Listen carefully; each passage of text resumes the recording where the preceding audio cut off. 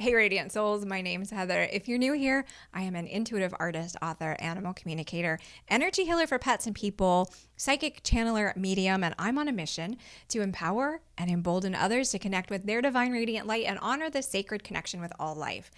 I work often with my team of guides who are beings in the spirit dimension or realm, angelic realm. They're also galactic in origin. It's a whole group.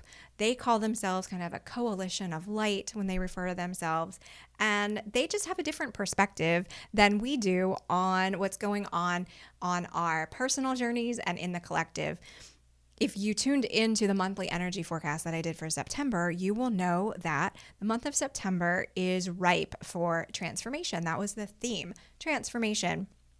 And it's not just that many of us are at that point. I kind of see like a ripe fruit on the tree. We're at that point where we can pluck it off and be juicy and delicious and tasty and get the things that we want moving in our world.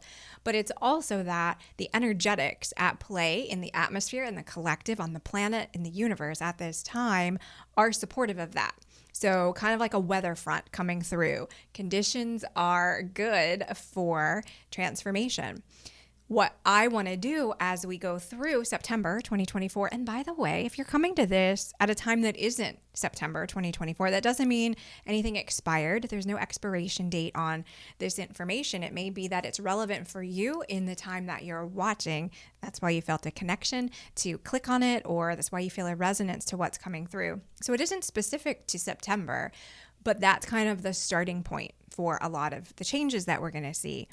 But what I really want to do is give us the tools for transformation, or at least a few of them. It won't be the full exhaustive list, but some things that we can actually take and apply in our own lives. And I'm going to partner with my team of guides to hear their channeled messages, wisdom on what those tools really are. So they've given me the first one that we're going to talk about today, and it's joy, which I think is interesting because joy as a tool for transformation, not just joy as in find your bliss, hang out in the frequency of joy, be joyful, all of that, which we hear often, and nothing wrong with that. If you can find your joy and live in that frequency, that's beautiful.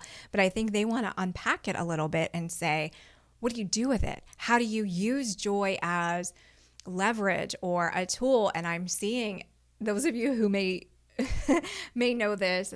I think it's international, but I know for sure it's in the United States. The kind of roadside symbol for a restaurant being at like the next exit on the highway. The plate with the fork and the knife, they're saying like joy is kind of the fork in this little scenario, and we can stir things up, we can poke at things, and joy can help us move the needle on what we're doing. They're mixing metaphors, but that's okay. We'll allow it, right? So I want to bring through the channeled message from them for that. And then I'll be back at the end of the video to talk about it a little bit more and see what else comes up that might be relevant to the topic. So enjoy. I'll see you in a few minutes. Hello, bright and beautiful beings.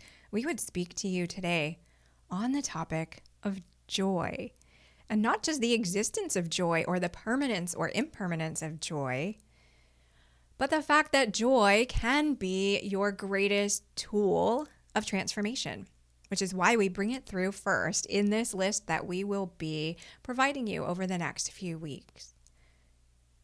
We would ask that you consider joy not just a frequency, not just a state of being, not just a goal, as many of you do.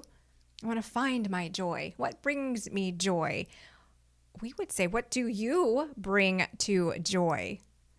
For it is something you cultivate within you. It is not something you find like the lost change under the couch cushion. It is not a frequency that you just tune into or dial into. It is something that you grow within. It is something that you develop for yourself. And in developing it for yourself, you bring it into a larger existence on your planet. We would break down the word joy, just open yourself. Imagine when you encounter anything in your life. What if you said, how open can I be to this? Perhaps it's a new opportunity. How open can I be to this? Just open yourself. Give as much of yourself to whatever it is that is in your present moment and find the joy there. Find what is within that. There may be a moment of challenge for you. There may be a moment of fear, of emotion.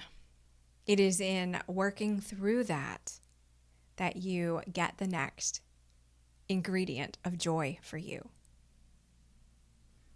Another way to picture this would be that joy, and therefore transformation as a whole, is sometimes a building and a restructuring, but it is sometimes a softening. What if you said, just open yourself and you had the image of a melting, cooking chocolate chip cookie, where the dough starts fully formed in a kind of chilled ball of dough, but as it bakes, it expands, it softens, it becomes closer to the end goal of the cookie. It is in that going within and just opening yourself to that expansion that you can find your joy, that you can create your joy. We do not feel it is necessary for there to be joy permanently infused in every moment of your day. And some of you have heard that from other teachers, where only the most positive frequency is appropriate in your planet at this time. Many of you are here to navigate the choppy waters of the tops and bottoms of frequencies and emotions, and you have it within you to do so. Do not negate the darker aspects. Do not run from the shadows, for it is your job to bring the light to the shadow in many cases. It is the shadow that allows you to see the light.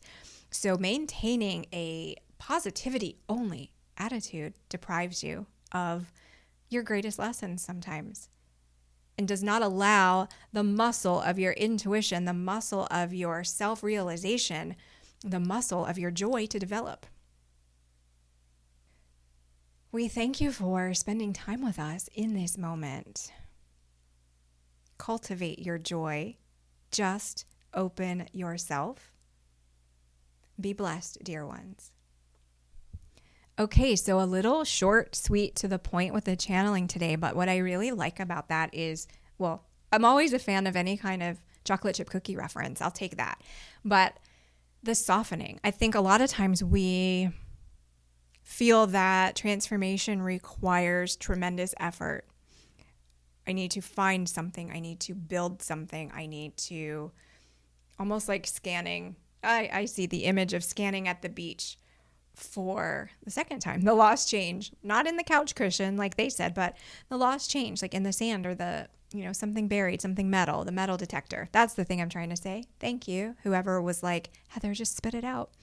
Sometimes we feel like we've got this search that we have to do for transformation, when a lot of times it is the opposite. It's the inverse. It is softening. It is expanding. It is allowing so much more of yourself to be present for all of you, for all the parts of you, the parts that you may not be super comfortable with, the parts of you that others may not be fully comfortable with, but really allowing all of you to be fully present and to imbue and be imbued by joy and cultivating it instead of finding it. I think that's an important tool when we're using it as a tool of transformation.